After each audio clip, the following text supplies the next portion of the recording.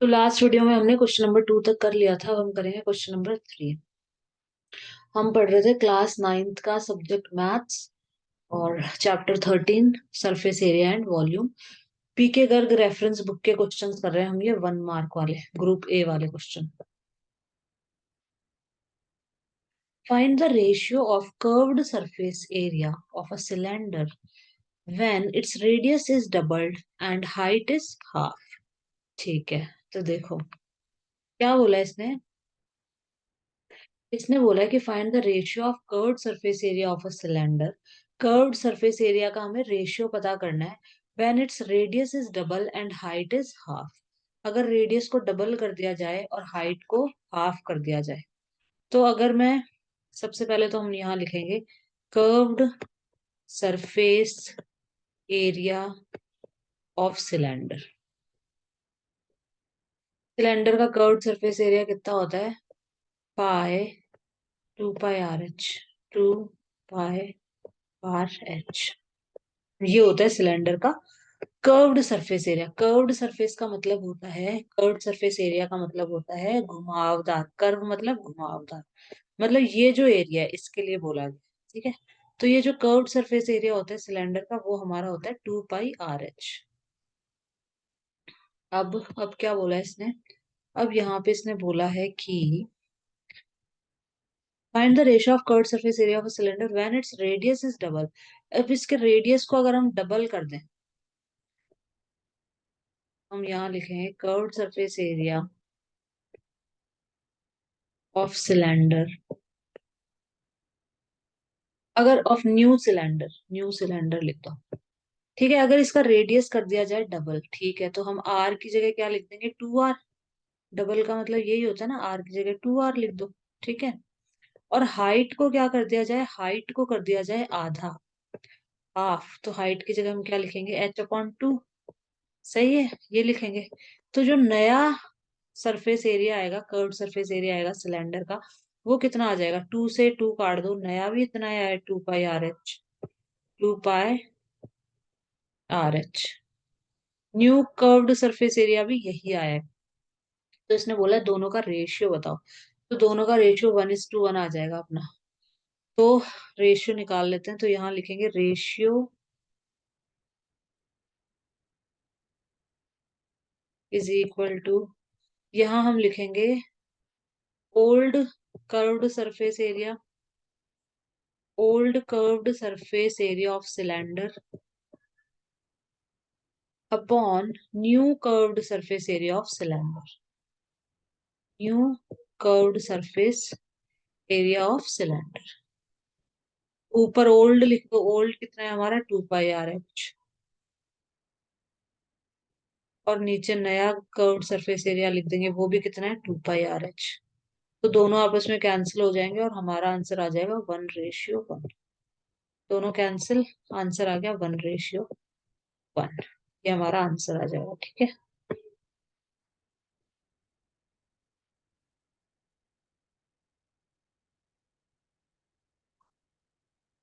एक बार और एक्सप्लेन कर देती हूँ। इसने बोला है find the ratio of curved surface area of a cylinder when its radius is double and height is half. इसने बोला है कि सिलेंडर के कर्व्ड सरफेस एरिया का रेशियो पता करो जब इसका रेडियस क्या है? डबल है और हाइट क्या है? हाफ है। तो curved surface area of cylinder, cylinder का कर्व्ड सरफेस एरिया होता है 2 पाई r h। ठीक है, तो कर्व्ड सरफेस एरिया ऑफ, या फिर new curved surface area of cylinder, या फिर curved surface area of new cylinder. तो नए वाले सिलेंडर का कर्व्ड सरफेस एरिया क्या होगा? इसको रेडियस को डबल करा है तो 2 r, हाइट को हाफ कर दिया तो h/2, काटा तो वापस यही आ गया। तो ये पुराना कर्व्ड सरफेस एरिया, ये नया।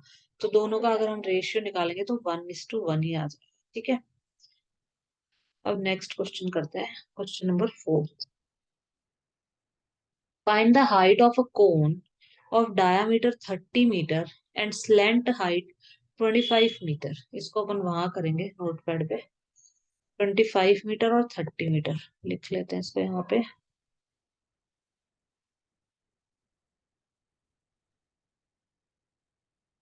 यहाँ तो इन्होंने हमें कोन दे रखी है। नंबर 4 कर रहे हैं हम।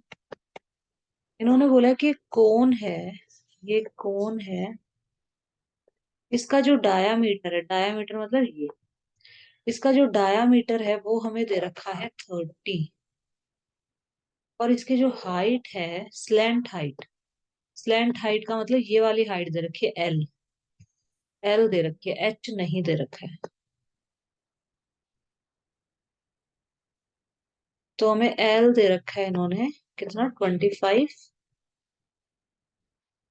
ये होती है एच, इसको बोलते हैं हाइट, और इसको बोलते हैं स्लैंट हाइट, ये होता है अपना एल। तो ये 25 सेंटीमीटर में है, किस में दे रखा है देखिए, तो एक बार वापस देख लेते हैं, मीटर के अंदर। तो हाइट पता करनी है, ठीक है। इन्होंने बोला find the height of the cone of diameter, ये हाइट बताओ कितनी होगी। तो ये मीटर में दे रखा है सब कुछ हमें, तो ये बहुत ही इजी क्वेश्चन है। 30 मीटर डायामीटर है और स्लैंट हाइट है 25 मीटर। तो सबसे पहले निकाल लो रेडियस। तो रेडियस कितना हो जाएगा, 30 का हाफ, 30 का हाफ मतलब 15, 15 मीटर हो जाएगा, ठीक है। अब इन्होंने बोला कि हाइट बताओ,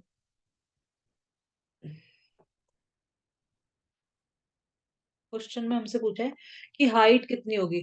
तो यहाँ पे पाइथागोरस थ्योरम लगेगी, देखो रेडियस, हाइट, और ये एल। तो यूजिंग पाइथागोरस थ्योरम यहाँ पे लिखना है, बाय यूजिंग पाइथागोरस थ्योरम, फिर लिखना है एल का स्क्वायर, मतलब स्लैंट हाइट का स्क्वायर बराबर एच का स्क्वायर। देखो पाइथागोरस थ्योरम में हमेशा क्या होता है, जैसे ये ट्रायंगल बन रहा है ना, ये यहाँ पे बन रहा है 90 डिग्री।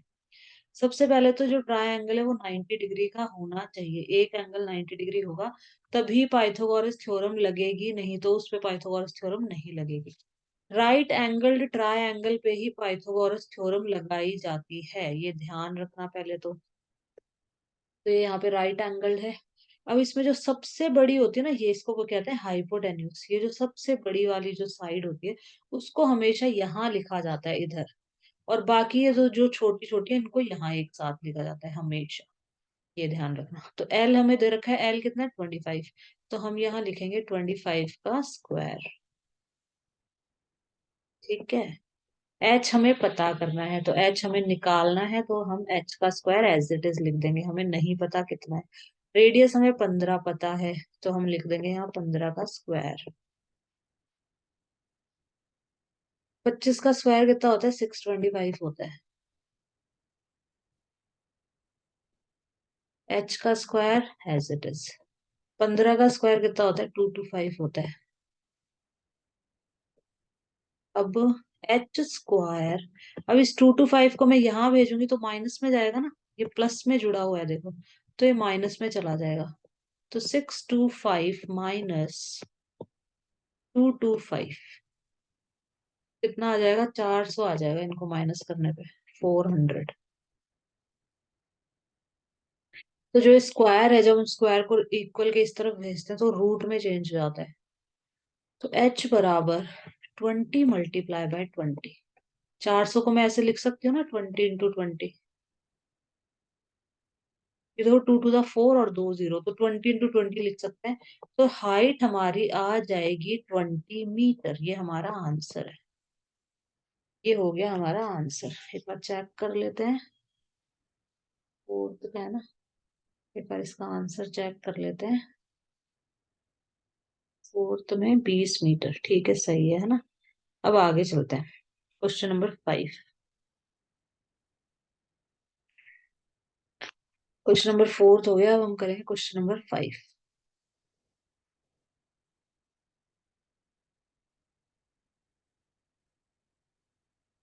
क्वेश्चन नंबर 5 क्या कह रहा है यहाँ पे, find the side of a cube if it's total surface area is इतना। ये भी बहुत इजी क्वेश्चन है। क्या बोला है इसने यहाँ पे, देखो इसने बोला है कि find the side of a cube if it's total surface area is 486। Total surface, ये भी नोट पैड पे ही करेंगे अपन। एरिया कितना है हमारा, 486, बस मैं लिख रही हूँ यहाँ पे एम स्क्वायर। तो find the side of the cube, cube की साइड पता करनी है। तो चलो इसको भी यहीं पे कर लेते हैं, इसमें करेंगे इसको भी।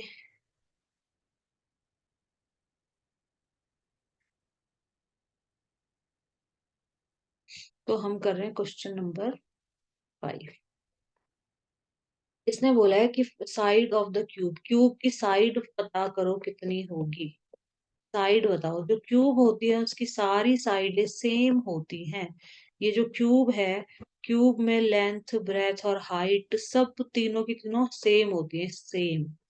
क्यूबॉइड में अलग अलग होता है लेंथ ब्रेथ हाइट, क्यूब में सब सेम होता है। जैसे अपना जो चौक का बॉक्स होता है वो क्यूब शेप का होता है एक तरीके से। अपना जो डाइस होती है, डाई होती है, वो भी अपनी जिससे अपन लूडो खेलते हैं वो भी क्यूब शेप की होती है। तो इसमें ये लेंथ, ये ब्रेथ और ये हाइट तीनों सेम होती है, तीनों साइड बराबर होती है। तो हमें यहाँ पे क्यूब का टोटल सरफेस एरिया दे रखा है। तो सबसे पहले तो क्यूब का टोटल सरफेस एरिया का फॉर्मूला क्या होता है?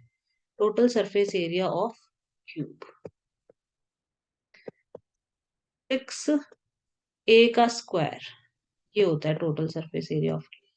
ठीक है, ए हम क्या मानेंगे? ए हम इन साइड को मान लेते हैं, ये जो साइड है ये क्या क्या है? ए है। अब ये कैसे आया मैं ये भी बता देती हूँ। Total surface area of cube 6a का स्क्वायर, इसको रटने की जरूरत नहीं है, समझ भी सकते हो इसको। जैसे ये एक स्क्वायर है, ठीक है, ये नीचे वाला, तो इस स्क्वायर का एरिया क्या होगा? साइड इंटू साइड, मतलब ए इंटू ए, इस स्क्वायर का एरिया हो जाएगा ए का स्क्वायर। इसका भी ए का स्क्वायर होगा, इस वाले स्क्वायर का भी ए का स्क्वायर, ए का स्क्वायर। तो टोटल 6 फेस है, तो टोटल 6a का स्क्वायर, इस तरह से टोटल सरफेस एरिया आ जाता है क्यूब का। ठीक है, ये फॉर्मूला ऐसे बनता है। अब हमें दे रखा है ऑलरेडी कि जो टोटल सरफेस एरिया है वो कितना है? 486 है। तो इसके नीचे लिख देंगे 486 इज इक्वल टू 6a का स्क्वायर। अब ये 6 यहाँ पे मल्टीप्लाई में जुड़ा हुआ है इससे, देखो प्लस माइनस का साइन नहीं है ना इन दोनों के बीच में, दोनों के बीच में कोई भी साइन नहीं है, इसका मतलब मल्टीप्लाई का साइन है, तो ये डिवाइड में जाएगा, इधर जाएगा। तो अगर मैं इसको यहाँ भेजती हूँ तो एक इसमें जाएगा डिवाइड में।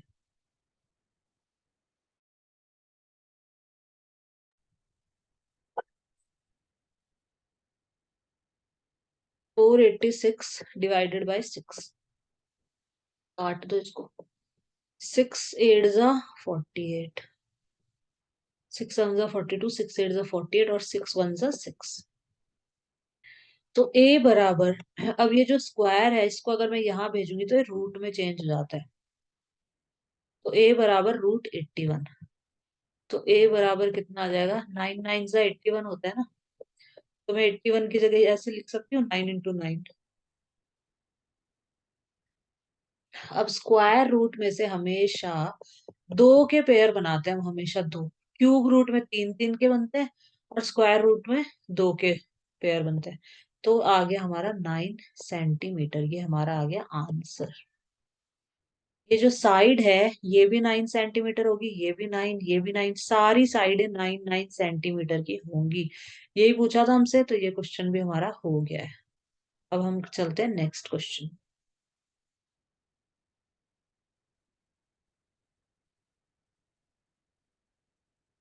Question number 6। क्वेश्चन नंबर 6 में क्या बोला है? The total surface area of a cube is, 7 तक कर लेंगे आज, यहाँ तक पूरा कर लेंगे। The total surface area of a cube is इतना, एक क्यूब का टोटल सरफेस एरिया हमें ये दे रखा है। तो find the length of its edge. तो वापस सेम टू सेम है, 5 वाले के जैसे है ये भी। तो इसकी लेंथ ऑफ इट्स एज मतलब उसकी जो साइड है उसकी लेंथ बताओ कितनी होगी। तो इसको भी कर लेते हैं, चलो ये सेम उसी के जैसे है, क्वेश्चन नंबर 5 के जैसे ही। तो कर लेते हैं क्वेश्चन नंबर 6। तो क्या बोला था इसने? कितनी है? 726। ठीक है, तो इसमें हमें दे रखा है कि जो टोटल सरफेस एरिया है क्यूब का, एरिया ऑफ क्यूब, तो इसका क्या फॉर्मूला होता है? 6a का स्क्वायर होता है, वापस से लिख देते हैं हम यहाँ पे। अब टोटल सरफेस एरिया हमें दे रखा है, कितना दे रखा है? 726। तो इसके नीचे ये लिख देंगे, ये दे रखा है हमें 6a का स्क्वायर, और हमसे पूछा है a की वैल्यू। a मतलब जो क्यूब है उसकी एज, एज मतलब होती है साइड को ही बोलते हैं अपन एज। ठीक है, मतलब ये कितनी होगी ये पूछा है हमसे। क्यूब है तो इसकी साइड कितनी होगी। क्यूब की सारी साइड्स इक्वल होती है, हमेशा ध्यान रखना सारी इक्वल होती है। तो यहाँ पे निकाल लेते हैं, वैल्यू आ जाएगी 726। सिक्स को अपन इसके नीचे भेजेंगे, डिवाइड में जाएगा सिक्स, क्योंकि यहाँ कोई भी साइन नहीं है, कोई साइन नहीं है, मतलब मल्टीप्लाई का साइन है इन दोनों के बीच में। तो इसको एक बार काट लेंगे, 6 1 जा 6, 6 2 जा 12, और 6 1 जा 6। तो ए स्क्वायर बराबर आ गया 121। ए बराबर आ गया, जो स्क्वायर है जब ये इक्वल के इधर जाएगा तो रूट में चेंज हो जाता है स्क्वायर। अब 121 हमें पता है 11 का होता है स्क्वायर, तो 121 को हम लिख सकते हैं 11 × 11। ठीक है, तो ए की वैल्यू हमारी कितनी आ जाएगी, ए की वैल्यू आ जाएगी हमारी 11 सेंटीमीटर। ठीक है, ये हमारा आंसर है। तो ये कितने, 11 की है सारी साइड्स इसकी। ठीक है, सेम क्वेश्चन नंबर 5 के जैसा ही था ये। हम नेक्स्ट पे चलते हैं, क्वेश्चन नंबर 7। लास्ट क्वेश्चन है बस आज का।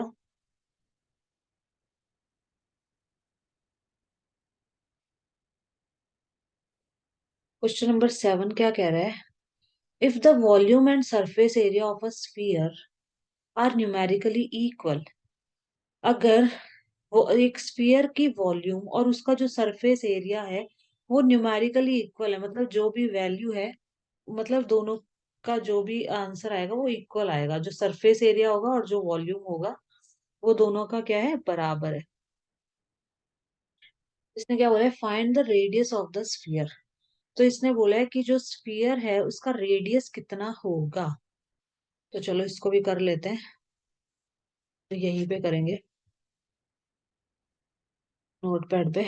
If the volume and surface area of sphere numerically equal, volume और सरफेस एरिया स्फीयर का। तो देखो,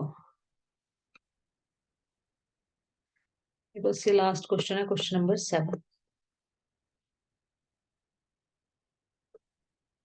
तो volume of sphere, volume of sphere, sphere की वॉल्यूम कितनी होती है, स्फीयर की वॉल्यूम होती है हमारी 4/3 πr²। 4/3 πr²। और क्या बोला था हमें, सरफेस एरिया ऑफ स्फीयर।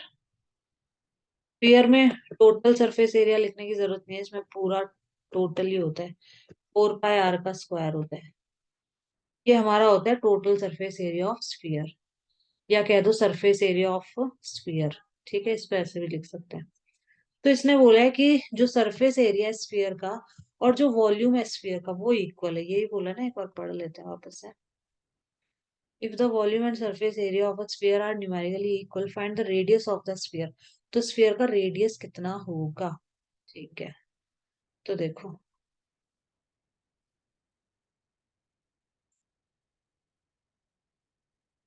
तो ये हो गई वॉल्यूम और ये हो गया स्फीयर का सरफेस एरिया। अब इसने बोला कि ये दोनों के दोनों क्या है, बराबर है, न्यूमेरिकली दोनों क्या है, इक्वल है। तो जो रेडियस है वो कितना होगा। तो यहाँ पे हम इन दोनों को इक्वल रख दें एक बार, 4/3 πr² is equal to 4πr²। तो दोनों इक्वल है, इसने ये बोला है। तो 4 π से 4 π तो कट जाएगा यहाँ पे। तो यहाँ कितना बचा, यहाँ बचेगा, और रेडियस भी तो कटेगा, रुको, आर का स्क्वायर है ना, ये कट जाएगा इससे। ठीक है, तो यहाँ आर बच जाएगा, सिर्फ R/3 बच जाएगा यहाँ पे, और यहाँ पे हमारा बच जाएगा 1। ठीक है, यहाँ पे R/3 बचेगा, क्योंकि देखो पावर 3 थी ना यहाँ पे, यहाँ पे जो रेडियस है इसकी पावर कितनी थी, 3 थी हमारे पास में। तो टू, टू तो कट गया इससे, और यहाँ एक आर बचा, नीचे 3 बचा, बराबर 1। तो रेडियस हमारा यहाँ पे आ गया 3, यहाँ पे डिवाइड में, तो यहाँ इंटू में जाएगा, 1 × 3। तो हमारा यहाँ पे रेडियस आ जाएगा 3 यूनिट।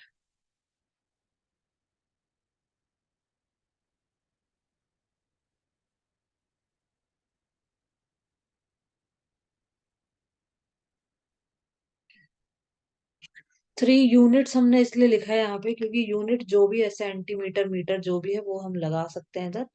ठीक है, तो ये हमारा रेडियस आ जाएगा।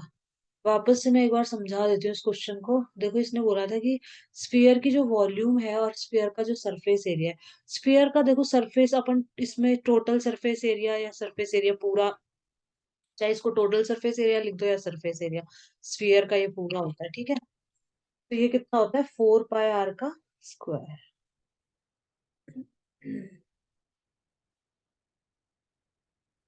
हाँ बस ये खत्म भी हो गया अपना। ये बस लास्ट एक्सप्लेन कर रही हूँ फिर बस खत्म। तो दोनों का हमें इक्वल दे रखा है, वॉल्यूम और सरफेस एरिया इक्वल दे रखा है स्फीयर का। तो दोनों को बराबर रखा, कैंसिल करा, r/3 = 1 ये बचा, तो 3 को यहाँ भेजा तो आंसर रेडियस आ गया 3। ठीक है, तो बस ये हमारा क्वेश्चन हो गया खत्म यहाँ पे। अब बाकी का कल करेंगे, आज बस हम यहीं तक करेंगे।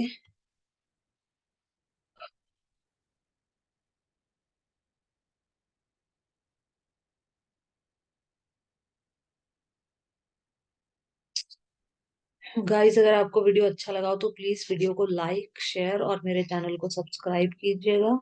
और कोई भी डाउट हो तो कमेंट बॉक्स में लिख के बताइएगा, मैं जरूर रिप्लाई करूंगी। Thanks for watching, I hope you like this video. Have a nice day.